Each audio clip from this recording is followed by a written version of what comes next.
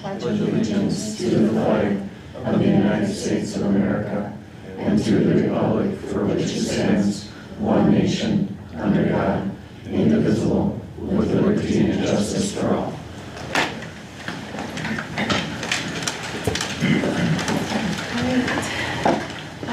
Dave, do you have any questions on attendance? I'll get it off the list. If you weren't here when I asked you to sign in on the attendance sheet, please do on your way out, just so we have the accurate names. Next up is our agenda approval. Does anyone have any additions or corrections to the board agenda? I had quite a few additions or corrections. Open forum, I added a name who signed up today. We added a name under the resignation category.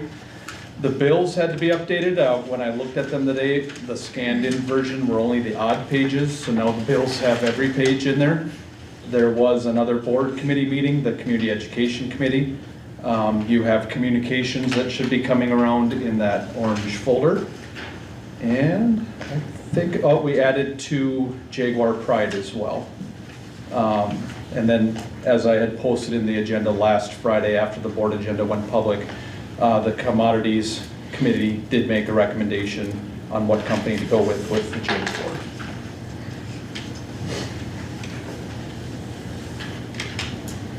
All right, does anybody have anything else? I'd like to make an addition to the agenda as well. I would like to make a motion to go into closed session to discuss my concerns about administrative decisions that are contributing to declining enrollment. So first, we'll vote on the motion that Toby just requested. Second. So there's a motion. Is that something we can go into a closed meeting for? I think so. You can go into closed session for employee evaluation stuff. Is there a second?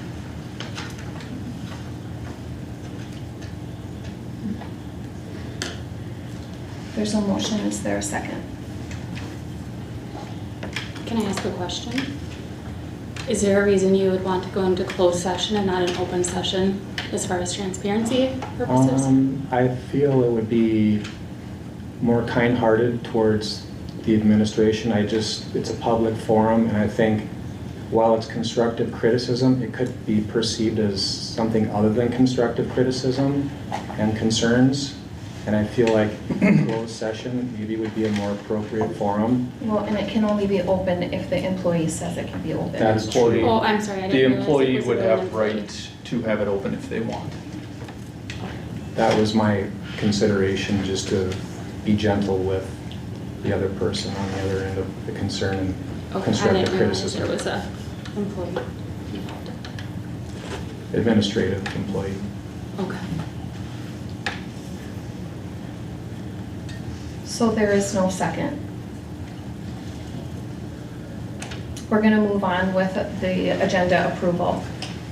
With what Brian asked for changes, I'm looking for a motion to pass the agenda. I'll make a motion. I'll second. There's a motion and a second. Is there any discussion? All in favor say aye. Aye. Opposed? Opposed. We'll do roll call, Dave. Leo? Yes. Heather? Yes. Dave? Yes. Toby? No. Janelle? Yes. Angela? Jody, yes. Motion passes 6-1. Next up is open forum. Rules for open forum. There are 3 minutes per speaker. Open forum shall not take more than a total of 15 minutes. No complaints about individual staff members, about students, or other persons are permitted. All presenters will conduct their business in a manner that meets community standards for decorum. The board will not take action on items presented in an open forum. Did anybody sign up? Amanda Marks. We have Mrs. Marks. Do you want me to stay here? You can stay wherever you, or stand wherever you want. Then I would go, just kidding.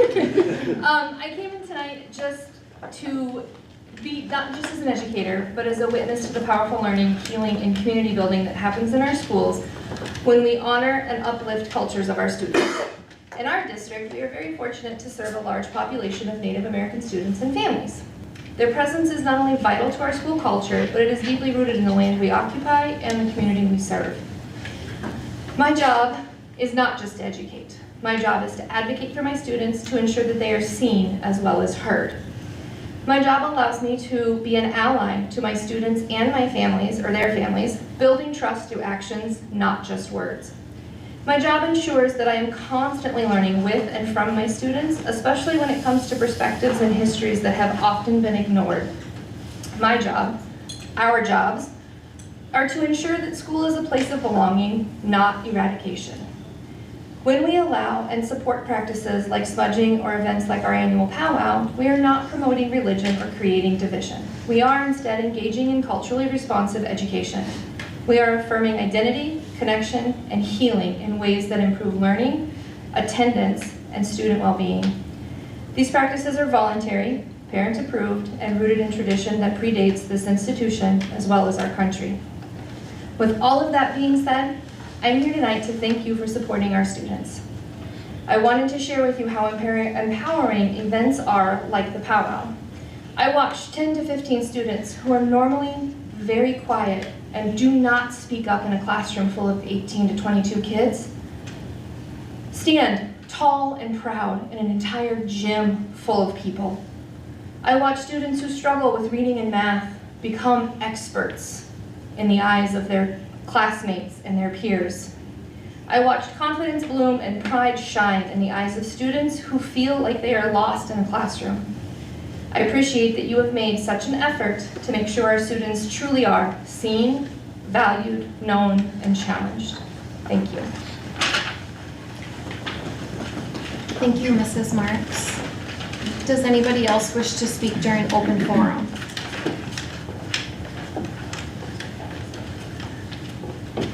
I guess my only concern is the powwow is great for what it does.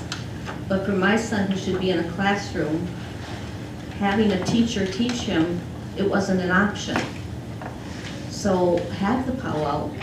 I prefer better air quality probably, but put the teachers in the classroom. Why do they all have to attend? Why can he not have his teachers teaching him while this is going on?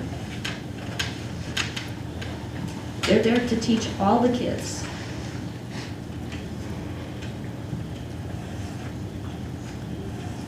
Does anybody else wish to speak? Yeah, I will. I'm Natalie. I'm a mom of 3. I'm an avid volunteer in my community. One of which is Girl Scouts. So I'm here to represent for my Native American Scouts. We smudge at home. We really like the smudge at school. I'd like to see it stick around. It's not hurting anybody, and I think we could even start to have maybe brave conversations as to why certain people are so against it. I think that I'd like to see it stick around. That's what I think. Does anybody else wish to speak? I would. My name is Jim, and a couple things I've come to find out is with the graduation numbers of the high school where they're at, are we actually doing the students a favor by pulling them out of class to do the smudging?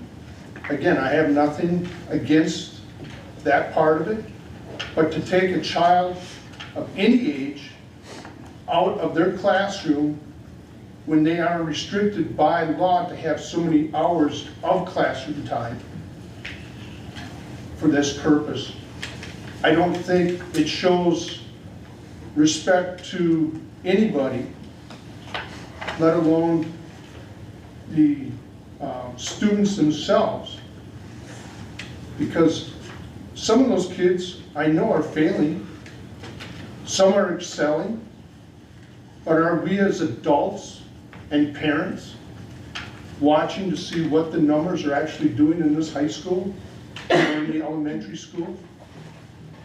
And I feel that we can honor the natives with the smudgings in a different way, in a different place, at a different time.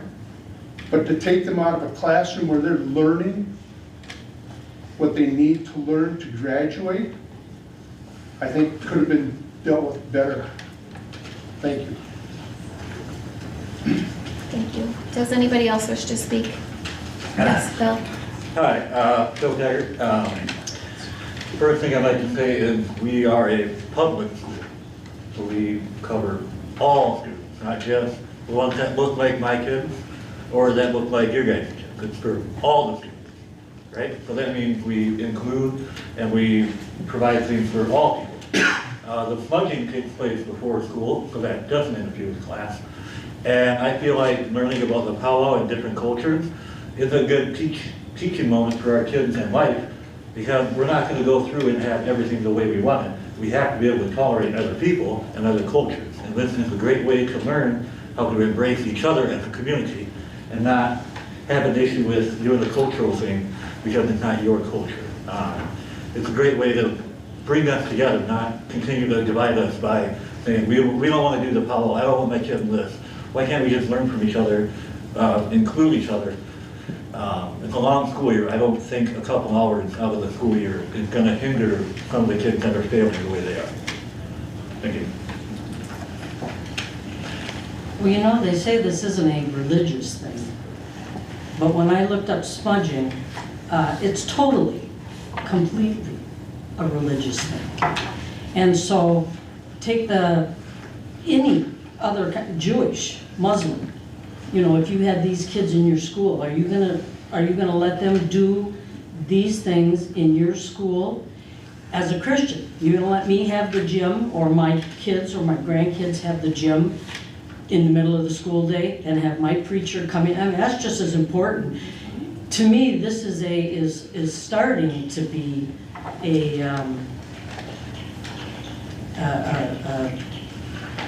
well, it's a money thing, because people, you know, the school gets money from either the government or the casino or whatever, and it's got to do with a prejudice type thing. I'm prejudiced. I was raised in a housing projects.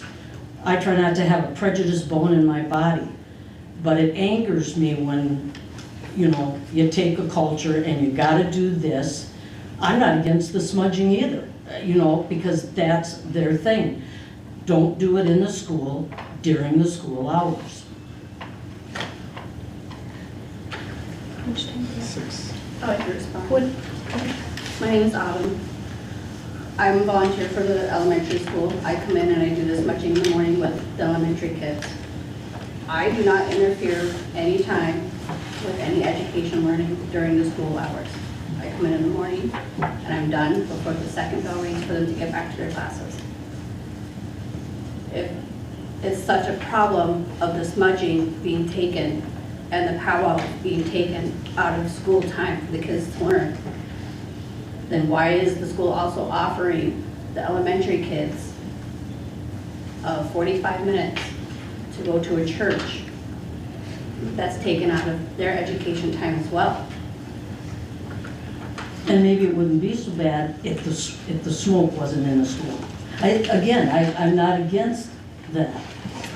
I do it outside, and when we're allowed to do it, we got to do it one time in the school, and that day was a very cold day. I also try and follow by the school's policy that if it's 10 or below, we don't go outside. If it's colder, there's been times I have canceled the smudging.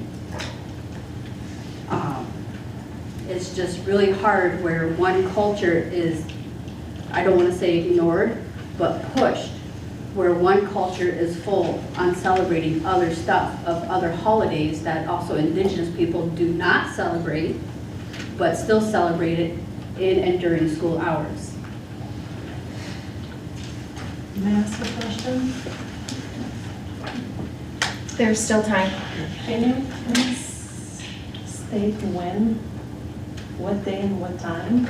For the During smudging? school hours? No, the Christian education after school. It's during on school hours? Wednesdays, What time? 12:45, and they return, I think, like a half hour before the school day ends. Like 15 minutes. 15 minutes. Okay, thank you. Interesting. Does anybody else wish to speak during? I do. Yes, Nyla. You guys all know me. As a Native American student, I also smudge every Tuesday, but before school starts, between the minutes of 7:45 to 8 o'clock. We do it outside, unless it's raining or if it's really cold, and normally that does not happen. So, in my high school, I don't hear many issues with our smudging. I hear some, and I just pull them away because it's not my business, it's not my opinion.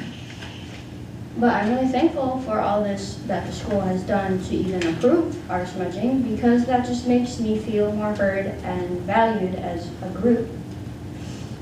I have a bunch of friends at school that are also Native American, and some are not, some are allies.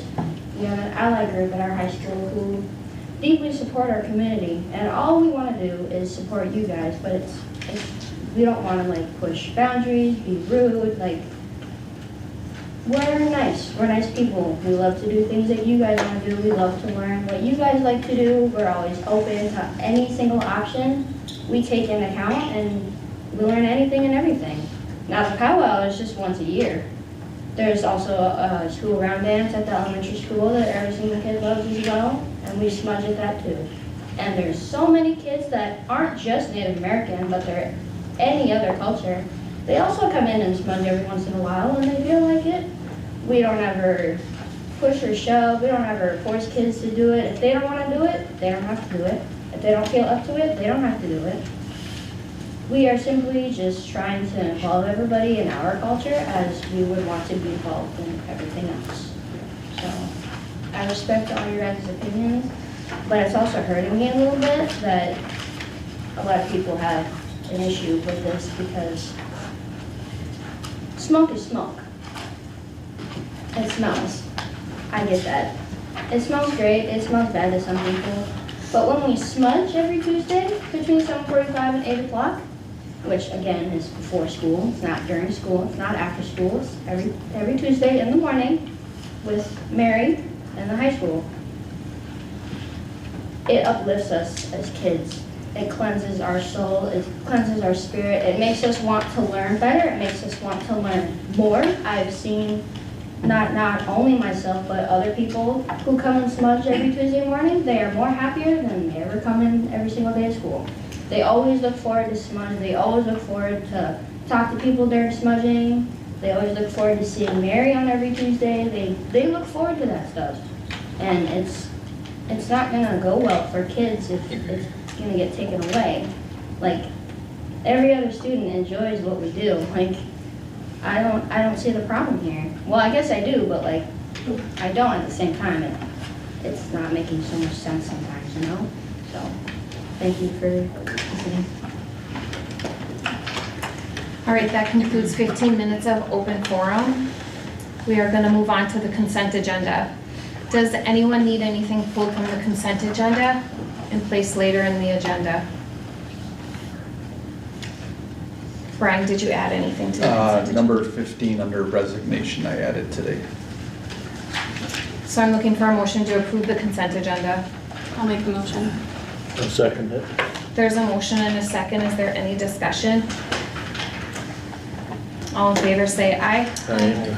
Opposed? Motion passes 7-0. Next up is the bills. If you have any questions on the bills, please state the page number and the bill number. Is there any questions on the bills?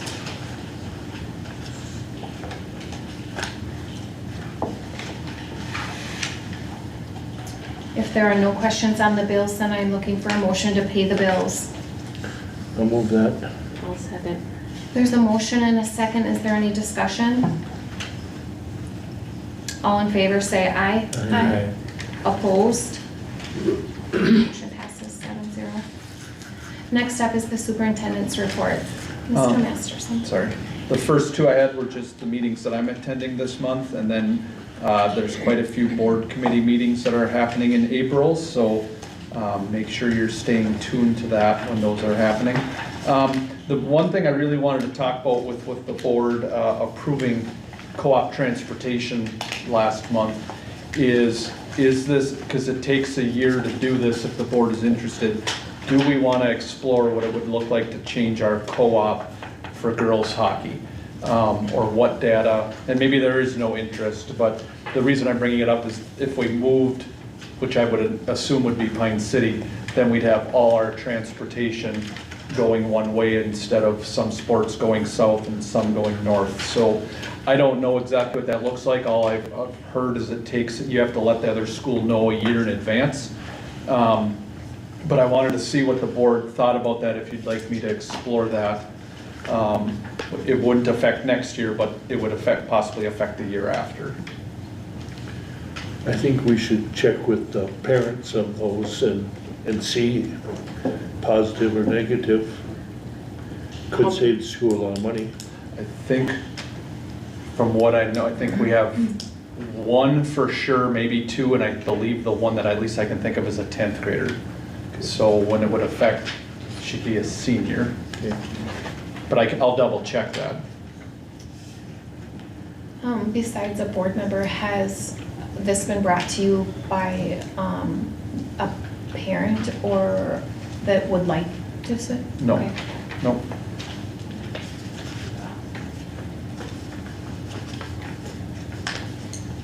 Are most youth hockey done with Pine City?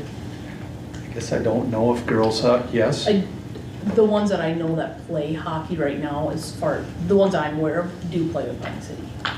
I don't know if there's a Moose Lake, if we have any youth that play up in Moose Lake. The ones I'm aware of is Pine City. And my understanding when we agreed, two things when we joined with Willow, is Pine City didn't have a girls program yet, and a family had been told that the school would stay with that co-op until they had their whole family graduate. I can't find that in writing, but that is what I've been told. Can you say if that's still one that's in? Mm-hmm. They would still have a student in the high school, yes. Possibly two.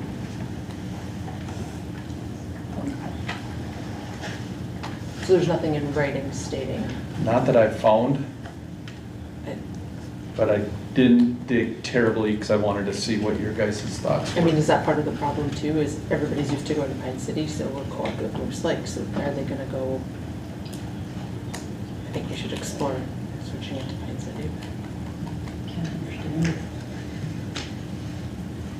I can gather some more facts and bring it up for Sure. discussion again. It would be nice if transportation was going to Pine for wrestling and for gymnastics and rush, and that they're all right together. We'll see what I can find and bring that back in May. Otherwise, that's what I have on my report for this month. All right, does anybody have any questions for Mr. Masterson regarding his report? I do have a question. How many students did we lose since our last regular board meeting? Toby, that is not on the agenda. It is not in Mr. Masterson's report. Okay, we'll discuss it when we get to enrollment further down the agenda then. Okay. Does anybody else have any questions for Mr. Masterson regarding what's on his report? Thank you, Mr. Masterson. Next up is Mr. Latmore. Thank you. Thank you, board.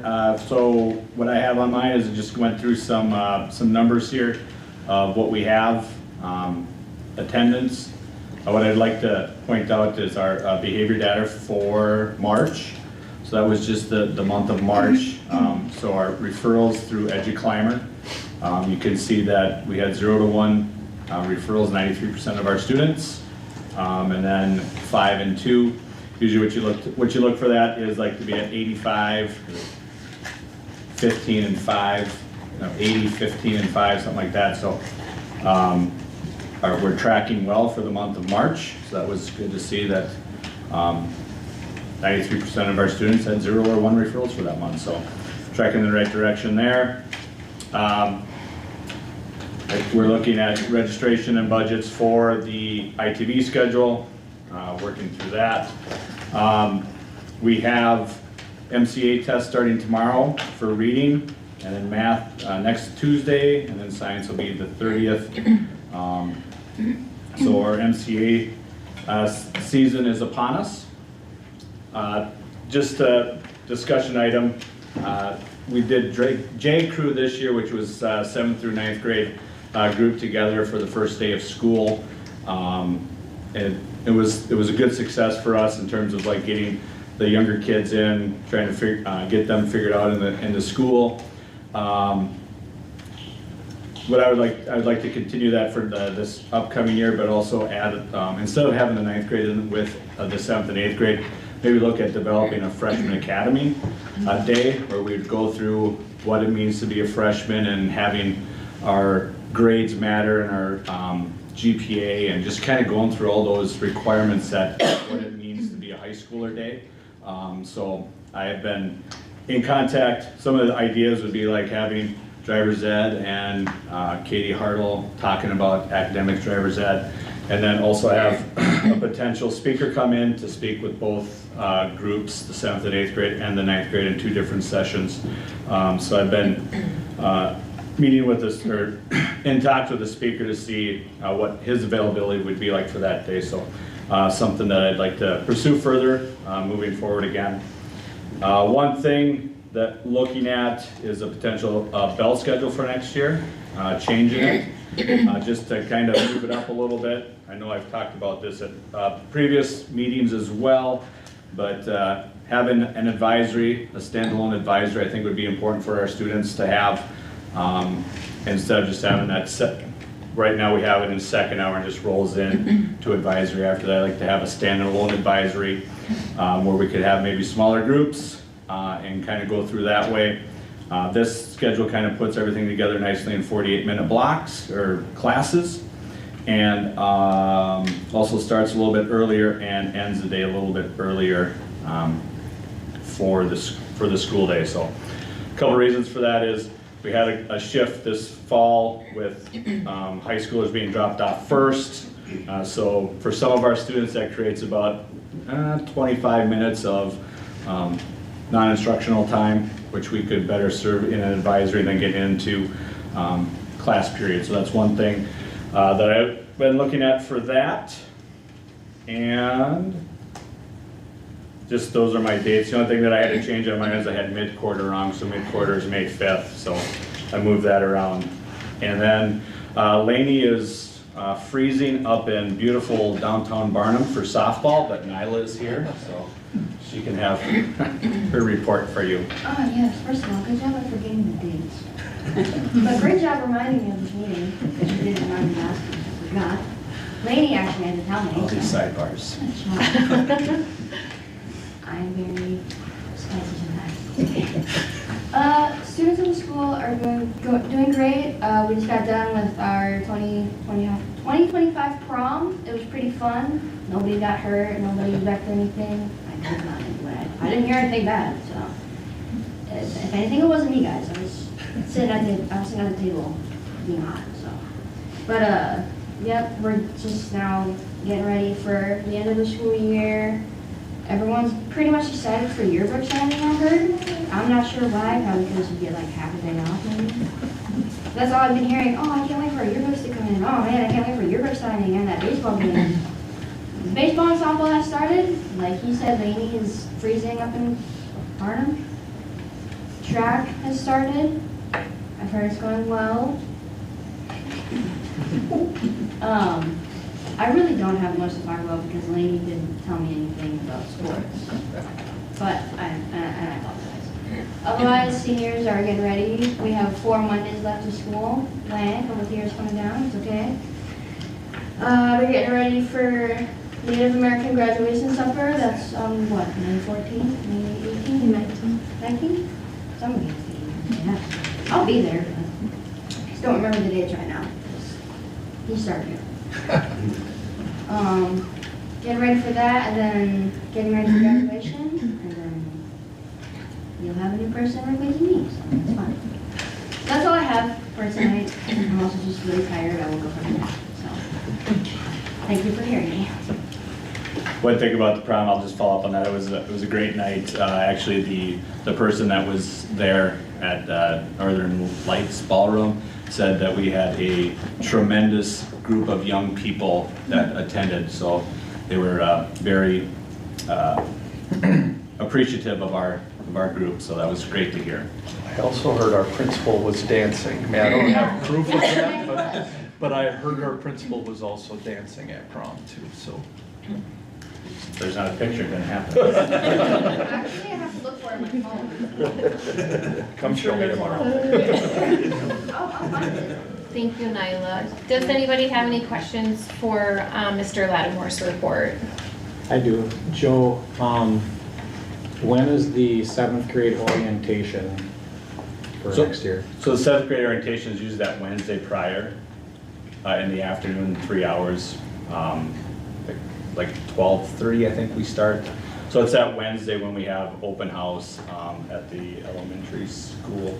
So it's the Wednesday before, so August 27th. Is there any chance we could move JEG Day to that day, combine them, consolidate, and then we can use the first opening day of school for all students, 7 through 12 in the high school, so we don't lose a learning opportunity for our 9 through 12th graders? I feel... Well, 10 through 12, yeah. Okay, 10 through 12.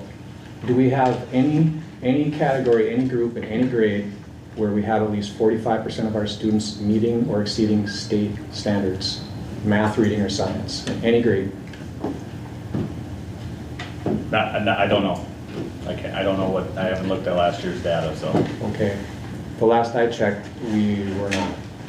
And I feel it's vitally important that we take every opportunity possible to stress academics and educate our children. And I think that's a huge selling point to retain the students that we currently have and maybe attract students from neighboring school districts to come to Hinckley-Finlayson, because we have a big enrollment problem.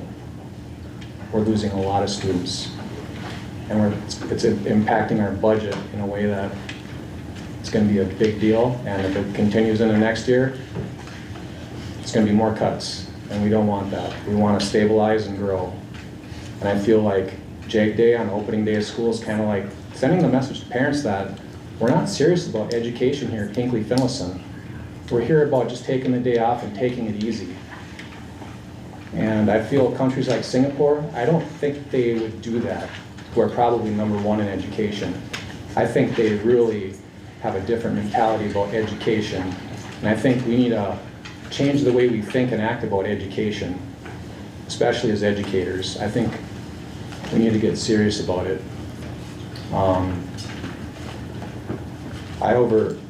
At my job, I overheard people's, children talking about, I want to teach you calculus. It's like, wow, these are like young teenage kids talking about one child teaching another child calculus in a public venue. And I thought, wow, they really take their education serious. So I feel it would be in our best interest to move JEG Day and combine it with orientation. That's my suggestion. I think we have to turn the ship around because it's headed in the wrong direction. All right, does anybody have anything else for Mr. Lattimore? Thank you, Mr. Ladd. Oops, sorry. The bell schedule. Yeah. On Wednesdays, the lunch is during 5th hour, Yes. and every other day it's during 4th. I know this current year it is as well. Is there any way, now that we serve breakfast and lunch to all students, that it can be 5th hour for Well, they're both about Monday the through same Friday? time. No, Monday through Friday, so it would be later. Because right now, some of these kids are eating at 8 o'clock and then 11 o'clock, and some maybe don't have food at home and aren't getting any food the rest of the day. So I know it probably is a food service maybe Yeah, issue, but it would we'd just be have- nice if we could feed them, especially sports kids too, like. I'd have to talk to Sarah. I'm sure it would impact, maybe not all of our food service staff. It would affect at least one, maybe more, because their hours may have to be extended or change, but, so there may be a cost to that, just depending how much cleanup and things like that would be needed. I can certainly check that if you guys would like me to. I moved to the 5th hour and Wednesdays to try and keep it on par with the rest of the week. So it's a 10:57, 11 o'clock, and 11:07 for Wednesday. So that's why I moved it to 5th hour to try and keep it more streamlined to when they're normally eating throughout the day. And when you have 2 half-hour lunches, and then, well, actually, you need basically 3, so an hour and a half.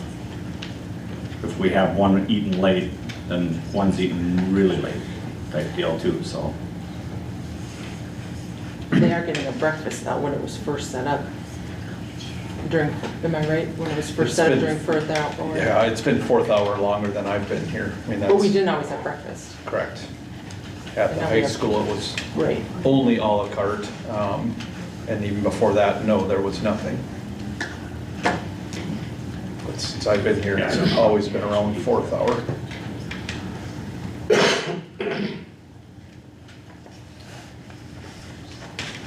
And then I just wanted to kind of, Toby, I totally understand your concerns. I don't think that the issue is necessarily education within the school or with teachers. I think that the teachers work very hard. I looked up statistics, and in 2018, Minnesota was rated 5th in the US. And now Minnesota is down to, oh, I just lost my number. I think it's 18 or 19. So it's not, you know, I know that we've got to focus on what can we do in Hinckley to improve education, to improve the environment for students, but this is a statewide thing. So we need to recognize that there's something more that's going on, not necessarily just Hinckley. Because I do think truly that the staff, the teachers, the principals, they're giving it their all. And so I do want to just recognize that. I never said they were not giving it their all, but if the administration prevents the teachers from teaching their children because the administration tells 10 through 12 to stay home on the opening day of school, I don't feel that's really putting our best foot forward to retain our students, to attract new students, and to educate our students. I think we can do better. So my understanding with that is to also help with that integration from elementary into high school. And that's why we would have orientation combined with JAG Day on orientation day a week prior. And I think that would do exactly what you would desire. Do we have any feedback from this past year with the orientation? Mr. Lattimore may have that, but we did talk about Toby's suggestion quite a bit last year about doing it during workshop week. And I think we had 2 big issues, at least from my opinion. One is that's workshop week for the teachers, so they're preparing and getting ready and going to trainings for, you know, the entire school year, for sure, first quarter. 7th grade orientation, the way we have it, already takes some of that time away from those 7th grade teachers. If we did a JAG crew day, at least similar to how it was done this year, that could possibly take away an entire day of these teachers' time getting ready for the upcoming school year. And the other big part was transportation. You know, some kids may not be able to get here on 7th grade orientation, or their parents. And we wanted to do it where first day of school, we are providing transportation. That way we know everyone's going to be here. I don't know if Mr. Lattimore has more specifics on how it went this year. I think from my opinion, just him kind of saying, and certainly there are still behavior things that are happening in all our buildings, but just seeing his chart where, you know, most of our kids are not getting into behaviors, I think that speaks volume right there with some of the data he showed a few minutes ago. Because if you're not having the behaviors and the interruptions in the classroom, you are gaining instructional time during that day. Correct. Do you have the data that compares this year to last year, month for each month so far through the school year? We could pull it. We do, I don't have it on this report. Okay. We could pull and it. How about tracking the behaviors? Has the tracking changed year over year, or are we still tracking without changing anything? I mean, are we artificially deflating the number of behaviors because that's our goal? Or are we still measuring behaviors the same from last year to this year? And if a student does this, it's notated just the same? There's no relaxation of what's considered a behavior? Toby, why would you say they're artificially deflating the numbers? I'm just throwing it out there just as a, Well, I'm asking a question. Why would you say that? So you're saying that the numbers that don't come to us aren't truthful from I'm not years saying past? that, I'm not saying that at all, Jody. I'm just asking, are we measuring behaviors the same way this year as last year? No, you didn't. That wasn't what you just said. What did I say? You said that, are we artificially deflating them? Meaning Well- that they're not giving us the accurate numbers. Well, that would be if you're changing the rationale or the criteria to triggering a behavior to be recorded. So if the rationale to record a behavior is not the same as last year, I'm just throwing it out there. I'm just asking the question. I'm not saying it's happening, but I would like the principal's response. Are we still measuring the same as last year? Well, I can't speak to how it was last year because I wasn't here last year. Okay. But what I can say is that we track on major behaviors, minor behaviors, and we also track like if students are out of place, we are writing referrals for those so we can track to see when those are happening. So we are tracking, there has not been any decrease, I feel, in the amount of behaviors that, you know, that we deal with. In terms of like, we're getting referrals based on behaviors still. Right. So, and that's been, it's a two-track approach, right? For disciplinary purposes, but also for tracking to see where the problems are, what's going on, and how can we fix those problems or those instances, so. And thank you for doing a good job. I think you're doing a good job. Thank you, I appreciate it. And just to be clear, this is your first year, right? You weren't with us last year. Correct. So there can be a whole host of rationale why numbers are changing, but it looks like it's doing a very good job. But I would still like to see the numbers in comparison year over year for each month. I can get that to you for the high school for next. Thank you. Board meeting. All right, thank you, Mr. Lattimore. We're going to keep moving on to elementary principals. Mrs. Stellard. Hello, good evening. A short report this month.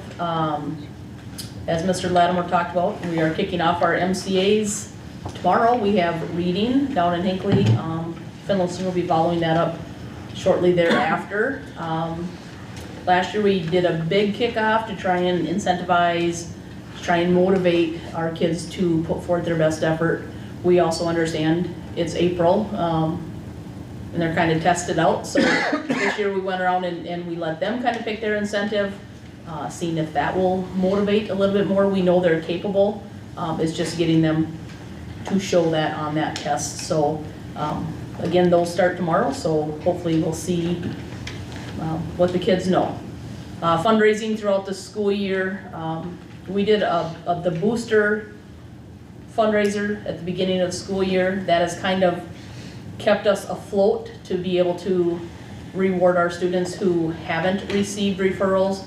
We've paid for bowling, we're going to play for blow-ups, roller skating has helped with, and those type of things. So we will continue with that fundraiser. We did a silent auction this last month. Items were donated from our staff. Other staff purchased them, and that money went through to one of our staff members who's on a medical journey right now. So it's always great to see that family come around our staff members. Crossing Guards have done candy bar fundraising. They're taking their trip to thank them for their service. They're going up to trampoline park in Duluth, and the fourth graders will have an on-site field day. We'll continue with the school store. We've done that for a number of years. We don't get a huge kickback from that, but really our teachers get a fair amount of money put into a budget where they can buy stuff for their classroom. So that's just a nice little perk for them. One big change that's coming up for next year is our pre-K programming, we had to switch things up. We're dropping a staff member, which means we are going down to 4 days a week versus the 5 that we currently have. That will be both at Finlayson and at Hinckley. And then we'll have to try and get our 3-year-olds in on that day that we don't have 4-year-olds. So we tried to survey our families, that especially those who are involved in our 3-year-old program right now. And I think we can make it work. We'll do the best we can with the means that we have. We had a special board meeting and I was asked to gather surrounding class sizes, but if you look at that first graph that has our class sizes, what they are looking like for next year as of this time. We had kindergarten roundup, and I think we've gained 6 kindergartners since looking at these numbers. So I think we'll still see an increase of that, but again, you can see kind of what our class sizes are going to look like. And then on that second graph, some local schools, you'll see kindergarten on a few more schools because we had a MESPA meeting, which is elementary principals throughout the state who asked questions regarding kindergarten, so I threw those numbers on there as well. Field days will be coming up middle of May.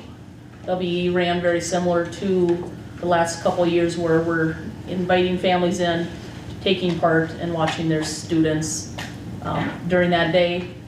One of the things we changed up this year was we went to a pause buck versus a pause ticket at the JAG, or at Hinckley Elementary.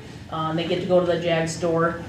We made things as seamless as possible for our teachers to be able to recognize those. We signed them for them. We dated, like, everything's on there. They just have to circle and identify the kids who are going above and beyond. And we have seen just a huge influx of the kids who are receiving that, and they just get super excited about that. So super excited to see what our total is at the end of the year.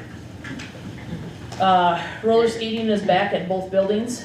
We used it as a third quarter reward day. And we had a family night last Thursday in Hinckley, and they have one this coming Thursday in Finlayson. Continues to be a highlight, and the kids, how much they've improved is amazing. Does anybody have any questions for Mrs. Sculler? I do.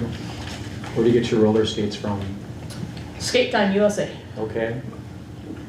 Those are the old-fashioned roller skates? Old-fashioned roller skates. Lace them up and hold on. Yeah, the kids like to see what they can do. Like I was up here last week, and kids, and some play hockey, so I get it, but like they're very good. Good. I'm very impressed. And our FIAD teacher has done an amazing job of just taking that curriculum on and letting them fly, so.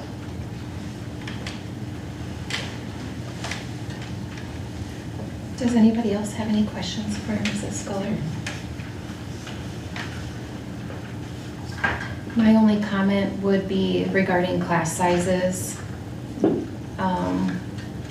If we gain a few in a couple areas, that we will revisit sections. Yeah, And I think we've done that every year, but there's, you know, especially like 5th grade's pretty high if they were to add, you know. So 5th and 6th, I look at Amanda because she's gonna be affected by this. And we've talked to all involved, but what we're gonna do, so we're kind of running 5th and 6th combined. We're not putting them together, but there's gonna be, like, Miss Chuckna will be teaching all math for all 5th and all 6th. So they'll be kind of rotating through some teachers. So those class sizes might look a little big, but they're going to be, like, I think we're gonna be okay. The homerooms might be that size, but I think we'll be okay. And that's where we're at with 4th grade right now, so. Okay. 25 is not a terrible number, but it is kind of, you look throughout the rest, it's one of the higher sides, so. We would be revisiting, I think, all levels if we had the influx of enrollment. Okay, thank you. Thank you. Next up is transportation report. Bruce. Evening board, guests. So last year we had a type 3 driver that was working on getting their license, which they did. They're now covering the route that we had 4.0 doing last year. Currently, we're still sitting at 10 bus routes, 6 type 3 routes, and 4 pairs.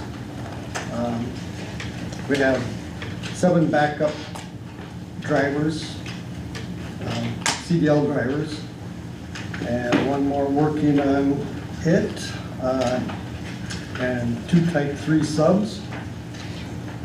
Some fun facts in there. As of 3/15/25, between the sports activities and field trips, we've had 11,236.5 miles, an extra 1,010 hours.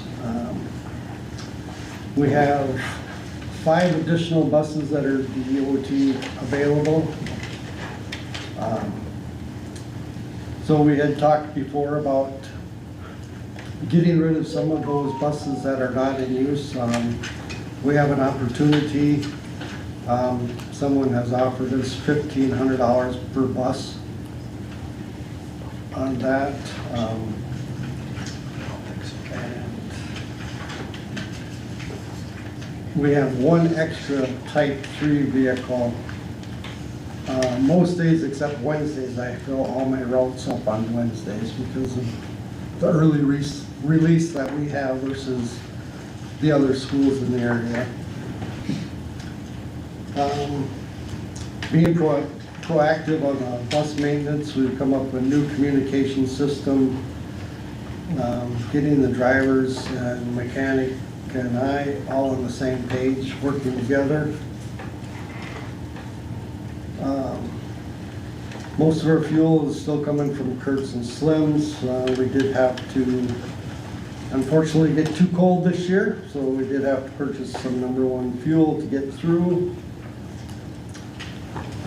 New bus stops, we only put them in if somebody new comes to the area or moves to a different location.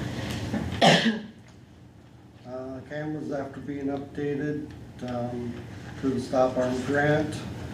The mapping has been useful with bus rate as far as following where the buses are. If the bus is running late, the parent calls or something, we can respond back to them fairly quickly. A few shout outs to have. We've had no bus accidents. We had 1 deer take out a windshield. 1 call in due to illness, and longevity in our team is pretty decent.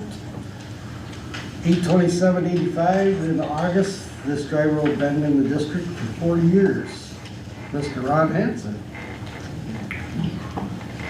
And we have over 150 years of service between all of our drivers.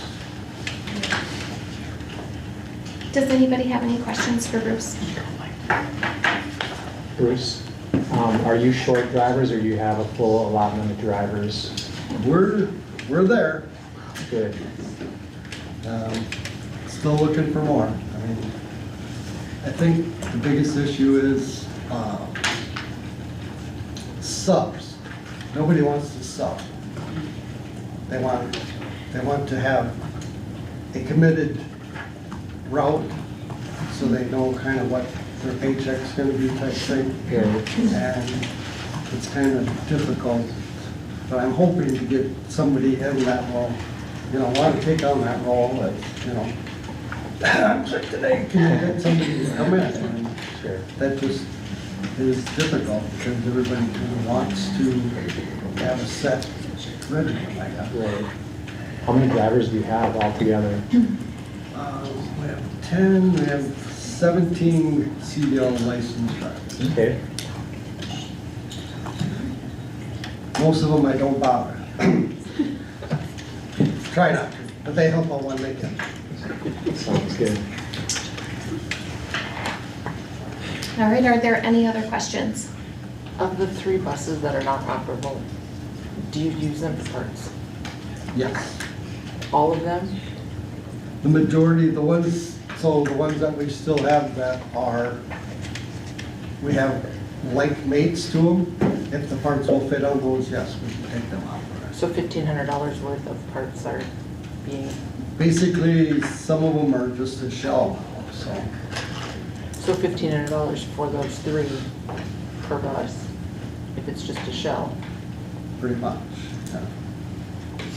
They still have the motors in them, I should say, the engines in them, but other than that, they've taken the majority of the things off that we can put onto the remaining buses we have in the fleet. So they're really no use to us anymore. No. So if we're offered $1,500 per bus. That's good. Some other places Bruce had offer was like 500 or 600, so this is good. Bridget Knutson and Bruce have both looked to see if we have to auction them. Bruce found out from the Minnesota Department of Education that we don't. Bridget's working with the auditors, and initially she told me today she didn't think we have to auction them because it's such a lower 1,500. There's a threshold. I don't know what that threshold is for like when you're selling stuff, but she didn't think 1,500 fit that threshold. And if we do go that way, can we make sure the lettering's taken off? I know there's a couple buses out there that the lettering was not taken off of. Oh. Yeah, and the other financial benefit is if we get rid of them, they're also off our insurance roll too, which we're paying minimal insurance on them because they're just sitting there, but it's still something. Thank you. Yeah, I'm sure. What's that? I'm sure they could come off the lettering. Yeah. Bruce, Original. Scrape them off. Bruce, how many new school buses do you feel we need to budget for in this upcoming budget? How many do you need? Well, one bus would work, I guess. I think we could be okay where we are for 1 year, but at that cost of this bus this year, what is that number gonna look like next year? I don't know what that's gonna do. I mean, that could, with everything that's going on, I don't know, that could be a 138 could turn into 178. I don't know. When is the last time we took delivery of a bus? Not last year, but the year before. Yeah, the year before last year. So last year we bought Type 3 vehicles. Correct. The year before that we had bought a bus.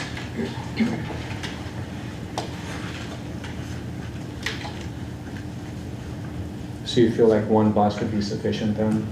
I think at this point in time, yeah. Okay. And this one would be a gas bus versus a diesel, so it's, the diesels, they had a point in time, but now this DEF system, the way everything has gone, is, I don't know, it's really cracked up to what they're hoping to do with it.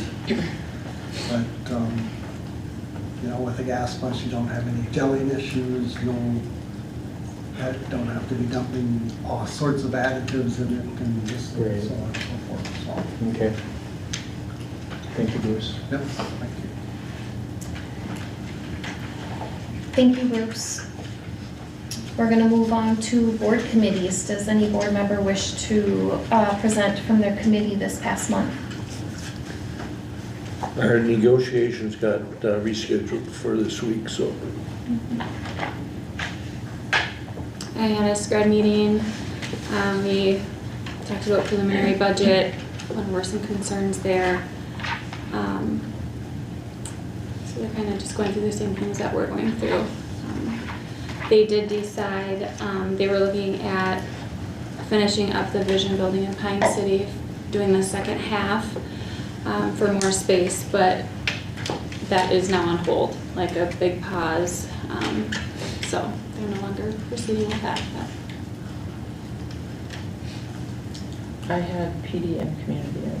I talked about the back to school is going to be a lunch this summer on Monday the 25th. And then we went over the PD budget requests. And community ed, the senior dinner is May 14th, which you're all invited to. It's here. And then just the summer recs schedule and. The Finlayson Geezy donated almost $3,000 for swimming and senior banquet, which Pam recruited, so that was a very generous donation by them. Honor Society banquet was really good. Carla Jean Beckbar was the speaker. She did a great job. It was a good night to see what those students have accomplished, and so it was fun to be there.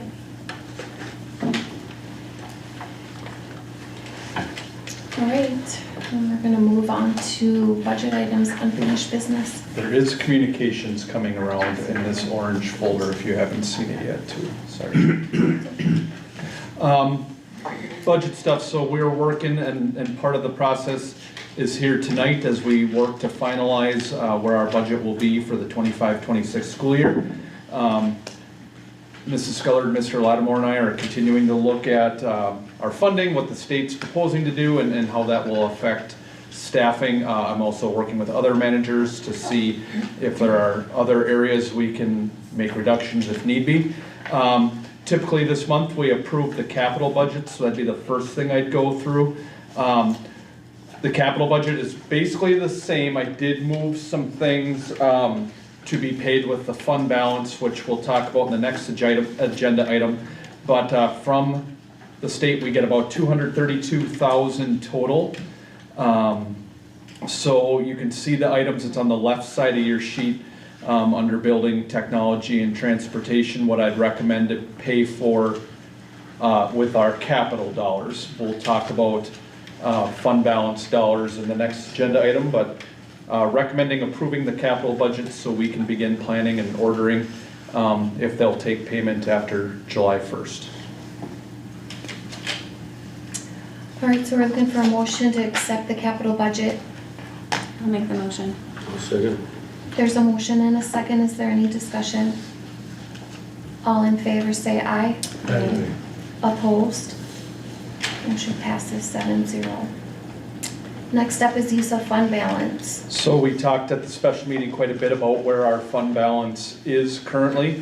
The board last month did approve spending up to $300,000 to replace the high school gym floor. Even after spending that, we would still be projected to be $527,276 over our 25% policy. And the reason, so I picked some things that we could start with our fund balance. There could be more requests coming forward, but I'd like approval for these sooner, as we have heard that devices may be tough to get, especially with tariffs. I know that may have even changed over the weekend, but we'd like to get the orders of these devices now. And then, like Mr. Beckman Bruce talked about, I also have the gas bus on there, which is about $138,000. So looking for approval to spend our fund balance of $231,000 out of the 527 or so thousand we have left. Say that again, Brian. What were those figures? We have about $527,276 over our 25% policy, looking for approval to spend $231,000 on these 4 areas. How often do we replace devices? There's a cycle, so we do so many every year. Students are about every 4 or 5 years, staff are about the same, so, but they're all on a different, they're not all the same years, so. Okay. So I'm looking for a motion to use fund balance for the purchases.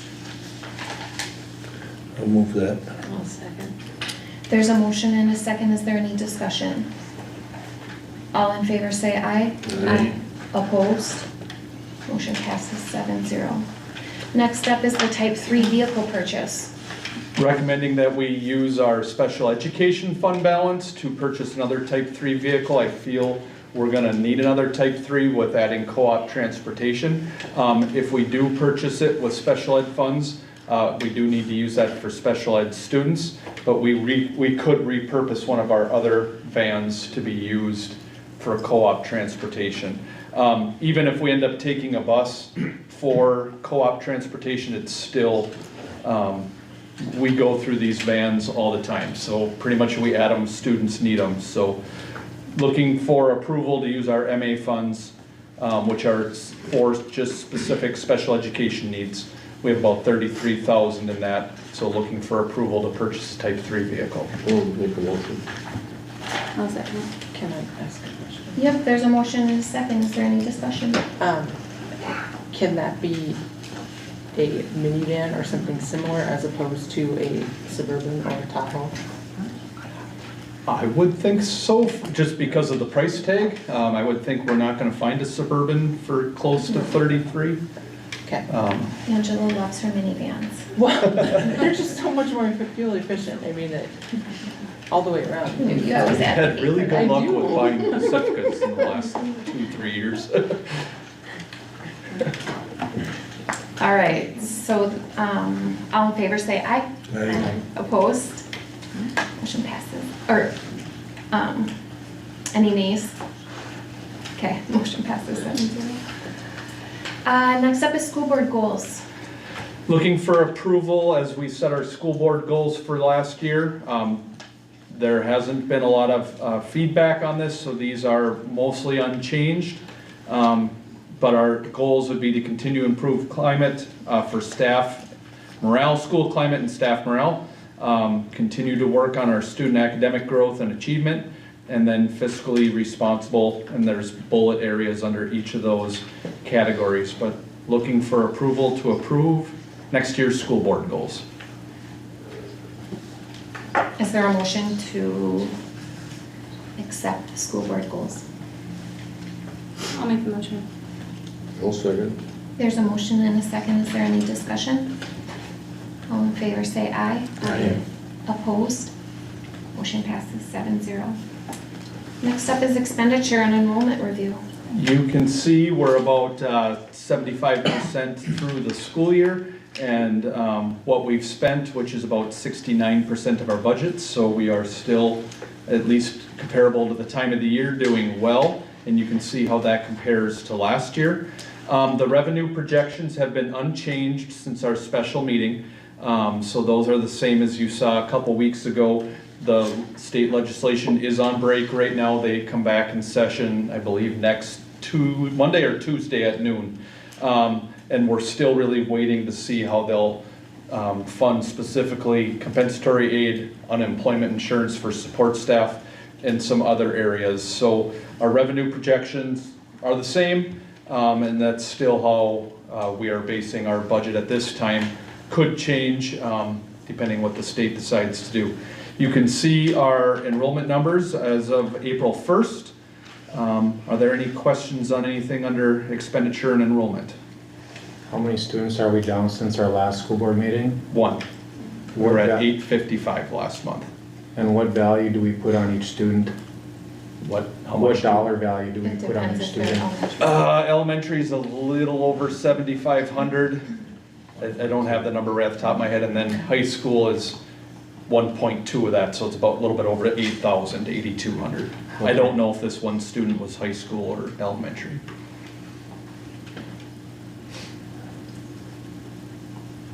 I feel we have to turn the tide. We gotta start stabilizing that enrollment. It has been around 855 for most of this school year.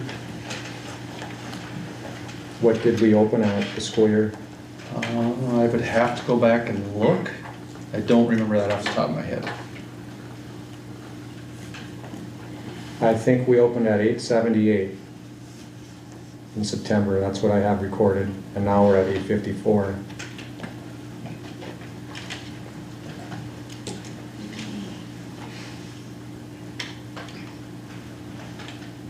So if my math is right, we've lost 24 students. And if each one is 7,500, just to be conservative, that's $180,000 worth of students if you want to put a valuation on our student decline enrollment. It's a serious problem this board must address. we cannot ignore the elephant in the room.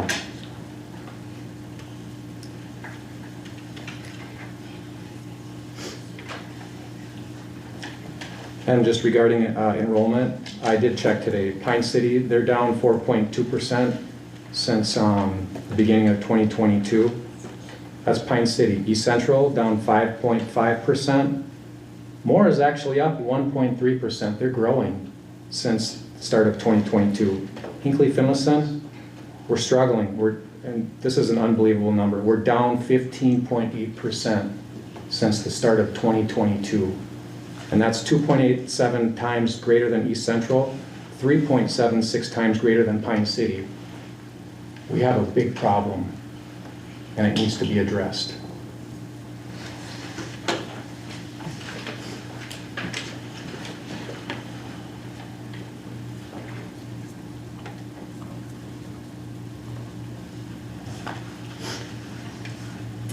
If there are no other questions, we're going to move on to the 2 new policies.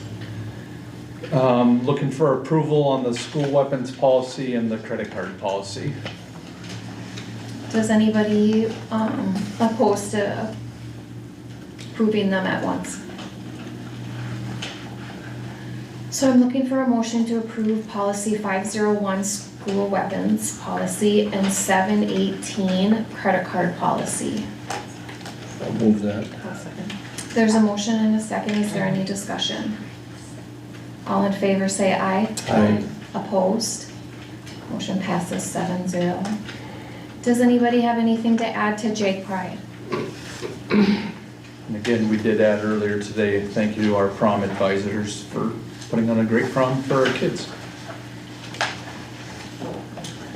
Awesome. Next up is 2 policies for next month.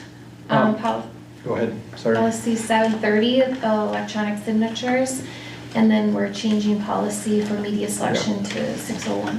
606. MSBA has a library materials policy. We've always had a media selection, so that's where that's coming now. MSBA has a model policy, so we would change it to 606.5. Does anybody have any questions tonight regarding those 2 policies? All right, then we're going to move on to daycare licensing. We talked a lot about daycare and applying at our special meeting. I would like to make the recommendation to pursue applying for a daycare license for next school year. We have a community member who has offered to help with that process, and the cost is $500. So looking for approval to go forward with applying to run a daycare at Hinckley Elementary School. To apply for a daycare at Hinckley Elementary School.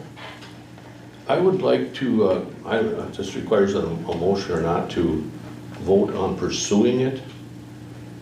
So hopefully we'll be ready in the fall, rather than just get a license that takes 6 months and then trying to get it rolling.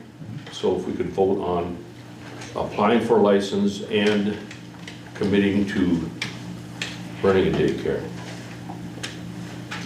So that would be your... So that's your motion? That's my motion. Okay. So you heard Dave's motion.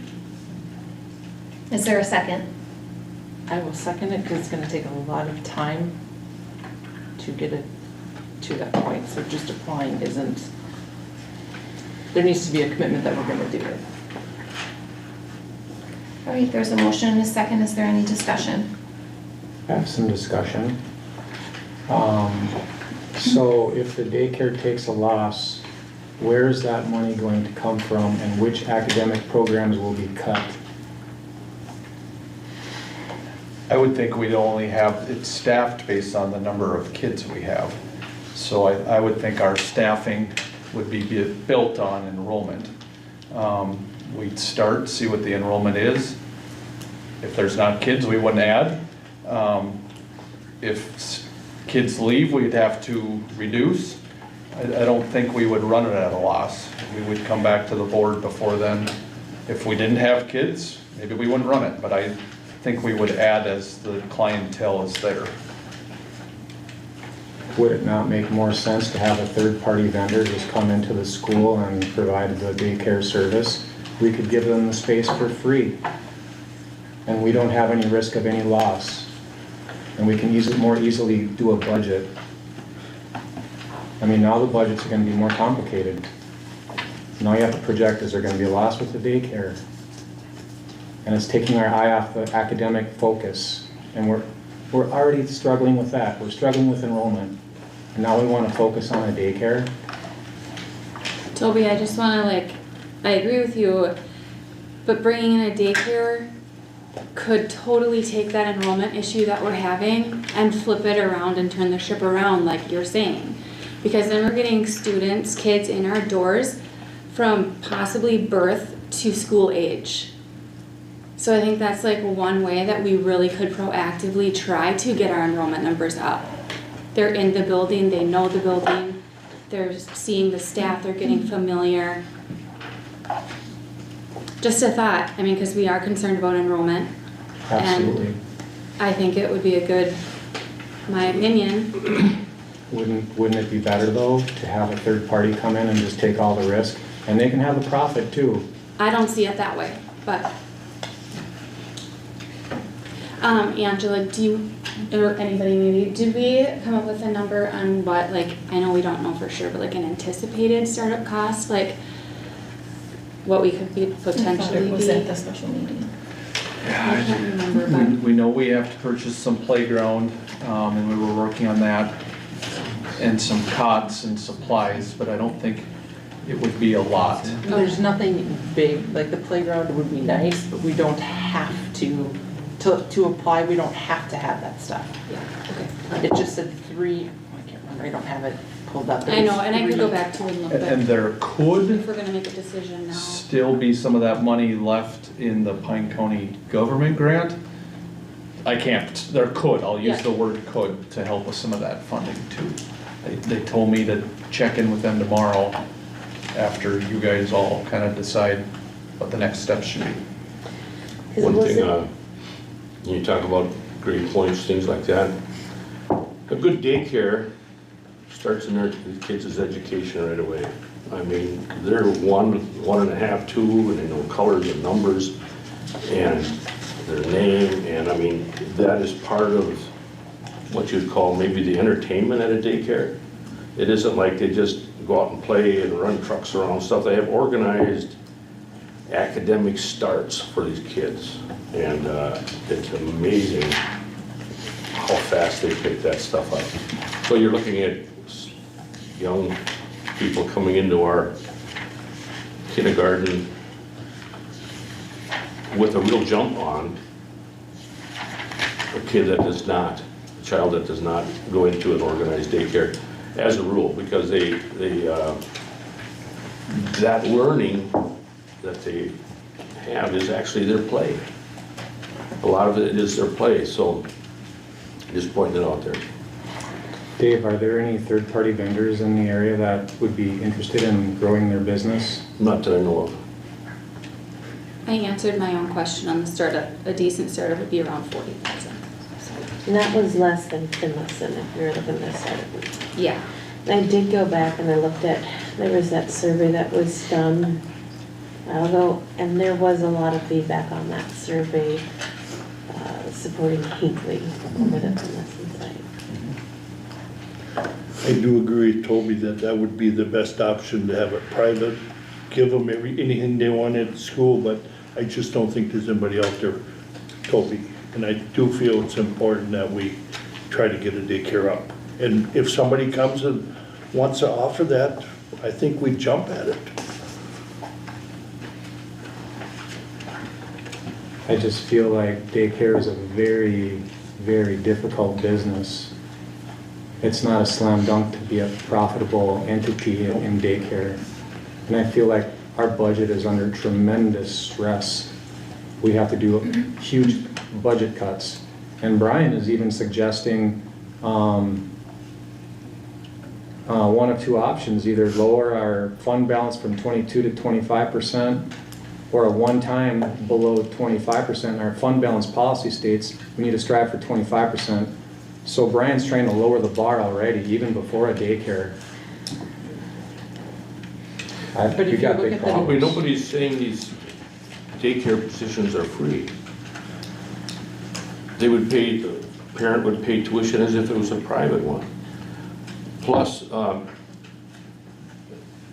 the chances of them staying in our school to, what'd you say, they're each worth 7,500 apiece?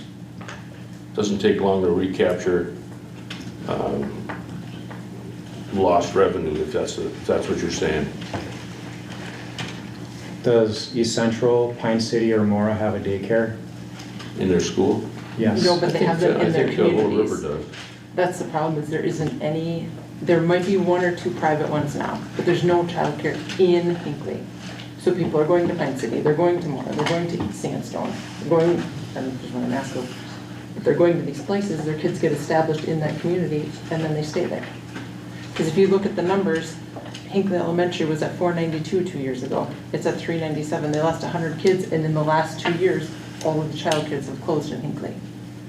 So to me, that's a direct correlation between the two.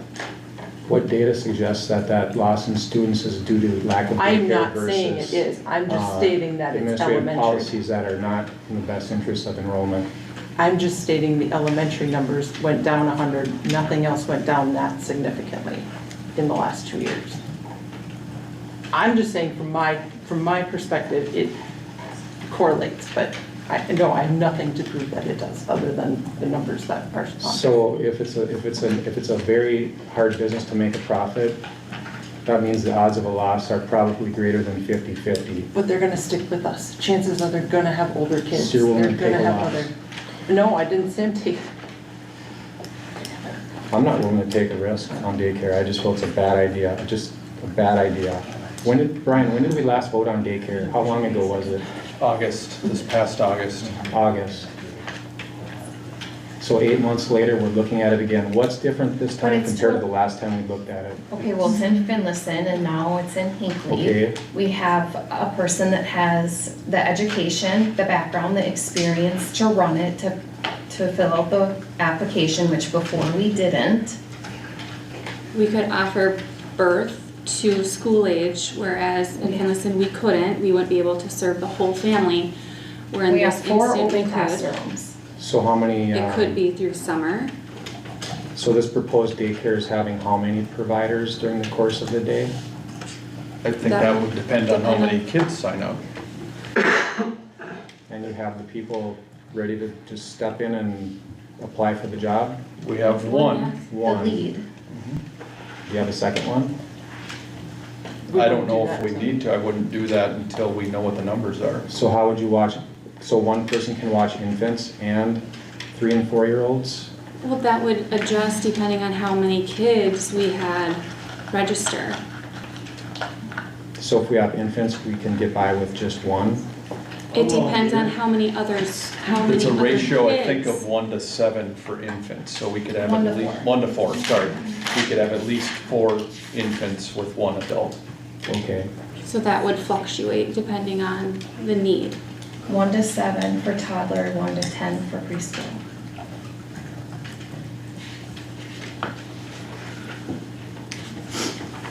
One advantage of approving to do it now is it would give us time in the 6-month application process to start getting out, hey, this is gonna happen, to start building that enrollment, so we're not planning staffing. We're planning it based on the data, based on the numbers, based on the enrollments. So that would be a benefit of not only just approving to apply, but to do it, because then we could start getting that information out while we're in the application process. I think it also gives an opportunity to have before and after care in the school. Daycare on days off and in the summer. Lester, we could possibly qualify for some funding from the Pine County. Possibly, I wouldn't know that. Because that ends in June, the funding? They have to spend it by the end of June. Yeah. All right, so there's a motion and a second. All in favor say aye. Can I just say one other thing? I just wanted to bring up one other point. To start the school year in 2023, I mean, that's just little over 2 years ago, and we didn't have a daycare then. We had 1,015 enrollments. Now it's 855. So I just feel like a daycare is, it's not a daycare then. We don't have a daycare now, but we're down a lot. And I think adding a daycare is just gonna drag our budget and further strain it. And I don't think there's any data that'll suggest that a daycare is gonna solve our enrollment problem. I disagree. Sorry.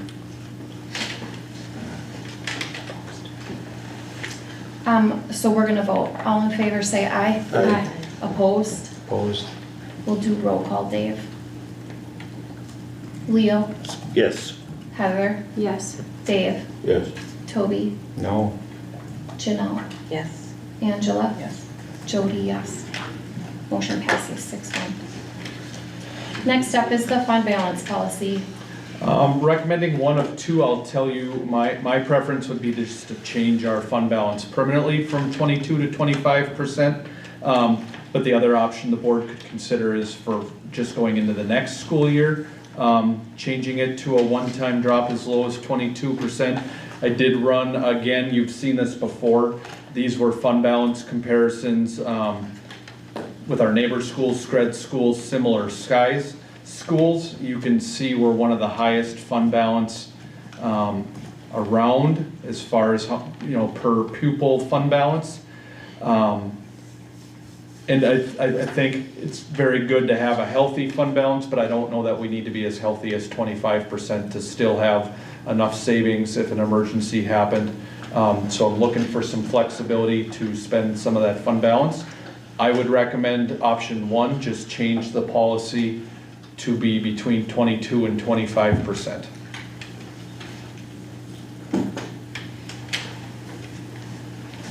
Does anybody have any questions regarding that?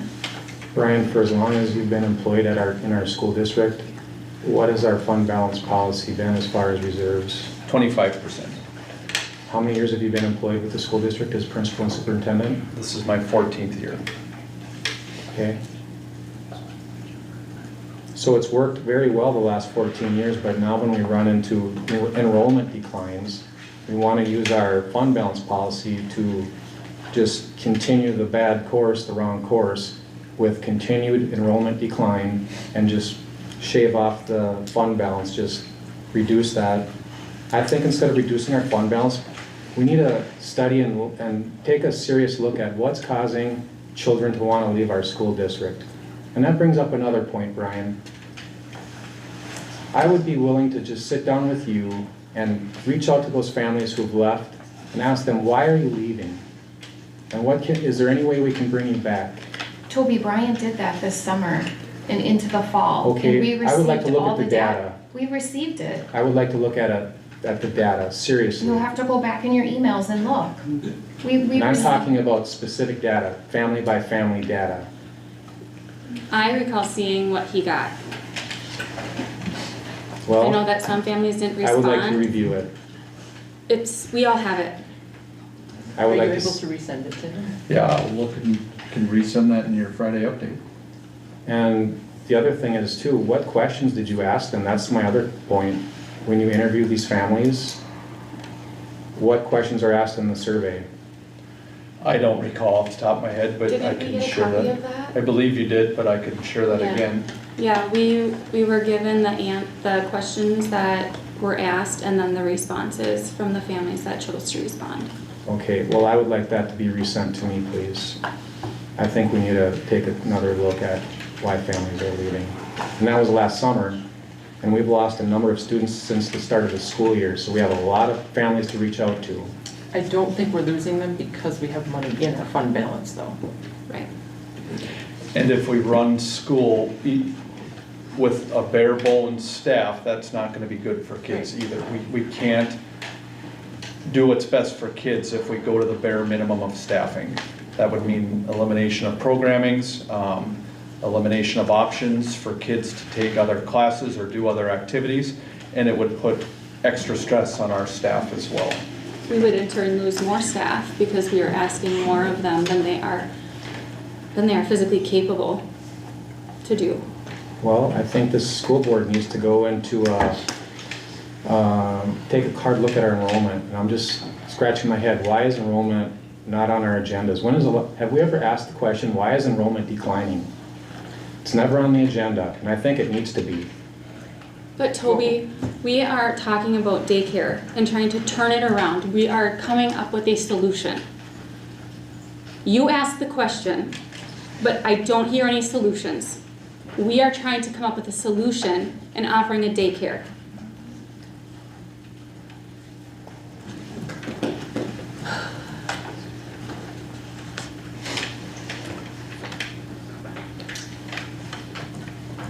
So I'm gonna go back to the motion that is sitting there to change the fund balance policy to read that we strive to obtain between a 22 and a 25% in the fund balance. I would like to make a motion, we leave the policy as is, as it has been since the entire employment period of Mr. Masterson, and not use that as a Band-Aid to a problem that daycare is not going to address. I would like to make that motion and leave it at 25%. All right, we'll start with Toby's motion. Is there a second?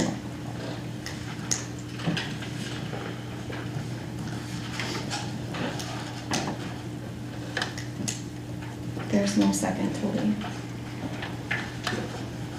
I'll make the motion to change the policy to read that we will strive to obtain between 22 to 25% in the fund balance. Is there a second? I'd second that. There's a motion and a second. Is there any discussion? My only discussion would be, we still every year will see what the fund balance is going to be at this time. The board still approves what is being spent that comes before us from Mr. Masterson.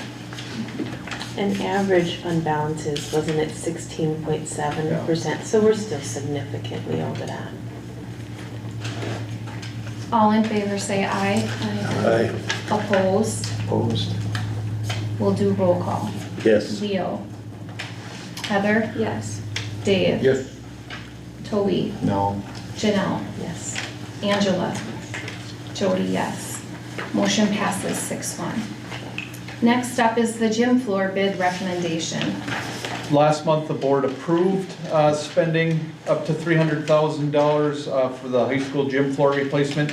We have opened bids. We did have 2 bids, one from Infinity Flooring. Their base bid was $270,000. They did not bid out like add-ons, things like that, or things that may come up. And their bid required us to hire someone else to come in and move the bleachers. The second bid, which is the bid I'm recommending, was from the H2I group. Their bid came in at a total of $253,865, which includes replacing the gym floor, concrete corrections if needed, and moisture mitigation if needed. They will also move our bleachers themselves, and they're actually the group that comes and inspects our bleachers, and they said by moving them it won't take it away. They're grandfathered in for ADA compliance. So recommending moving forward, I'd still like to recommend up to $300,000 like we had approved last month, just in case something else happens. You don't know for sure until you dig that up, but looking for approval to move forward with the H2I group in the bid that is in the agenda. Does anybody have any questions? Is there a possibility to get it done for next school year?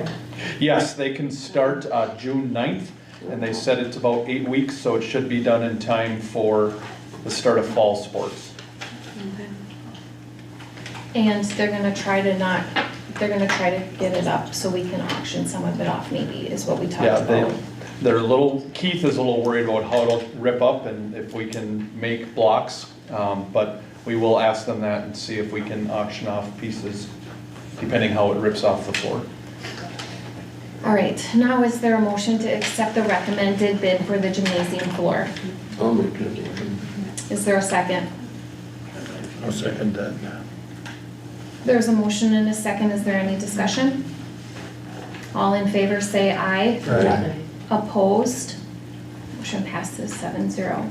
Next up is e-learning days. I hope this is a waste of a recommendation, but I'd like to recommend that if we do have any further winter weather this school year, that rather than use the makeup days that are built into the calendar, that we'd move to e-learning days now. Our first makeup day would already be Monday, the 21st, and the second one would be extending the school year. So rather than follow our calendar, I would like to recommend we move to e-learning days if we have any more winter weather. Hopefully that is just not gonna happen, but would like the option to move to e-learning days if we need to close.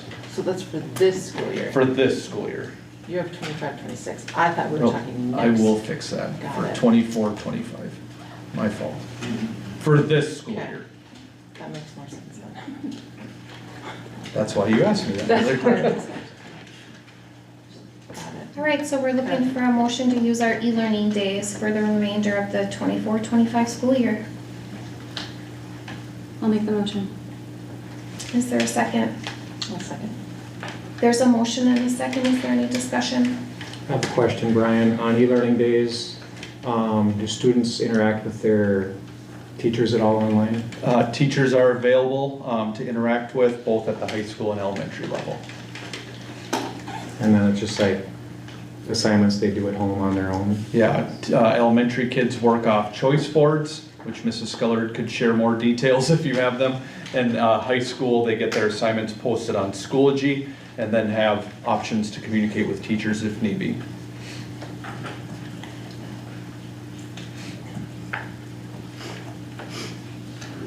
All in favor, say aye. Aye. Opposed? Motion passes 7-0. Next up is a resolution to accept donated funds. Recommend approval. We got a donation from the Finlayson Lions of a total of $2,950. Breaking that up, $2,050 goes towards the senior dinner and $900 will go towards FES swim lessons. So looking for approval to accept that donation. I'll make the motion. Is there a second? A second. There's a motion and a second. Is there any discussion? All in favor say aye. Aye. Opposed? Motion passes 7-0. We are at the end of our agenda. I'm looking for a motion to adjourn. Make a motion.